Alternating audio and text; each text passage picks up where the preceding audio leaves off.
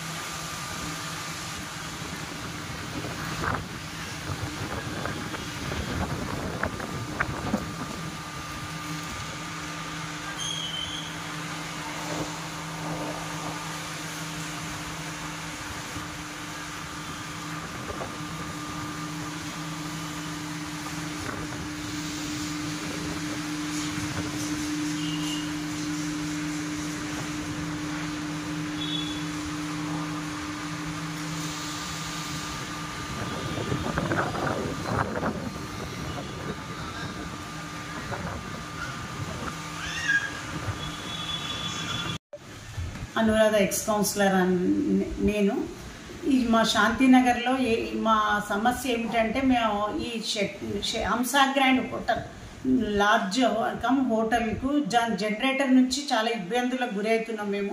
దాని వాసన మరియు సౌండ్ పొల్యూషన్ ఈ చుట్టుపక్కల ఉన్న కాలనీలు ఉన్న ప్రజలందరికీ ఇబ్బంది, నాకొక్కరికే కాదు అందరికీ ఇబ్బంది అవుతుంది. రాత్రులు నిద్ర లేవు, పిల్లల చదువులకు ఇబ్బంది. ఆ వాసన నుంచి రకరకాల రోగాలు కూడా మనుషులకు వస్తాయి. ఇప్పుడు మాకు వాసన అంటే బయట కూర్చోలేని పరిస్థితిలో ఉన్నాము.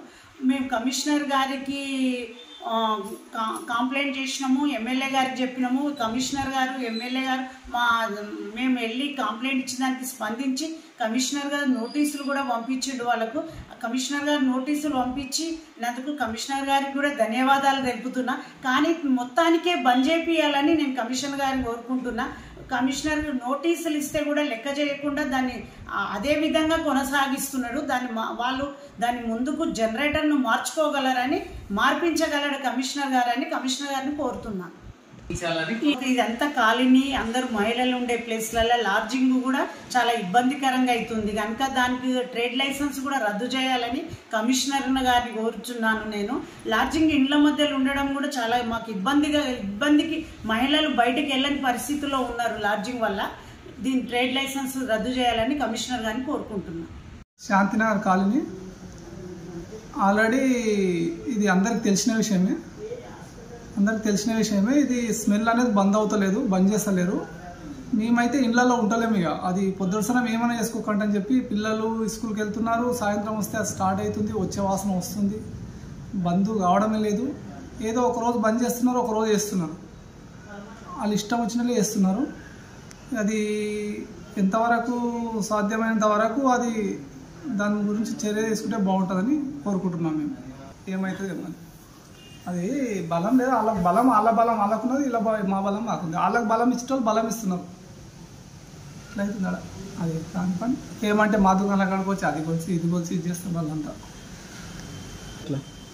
చెప్తా నీకు ఎవరు చేస్తున్నారు అలా ఉన్నాయన సర్వేశ్వరి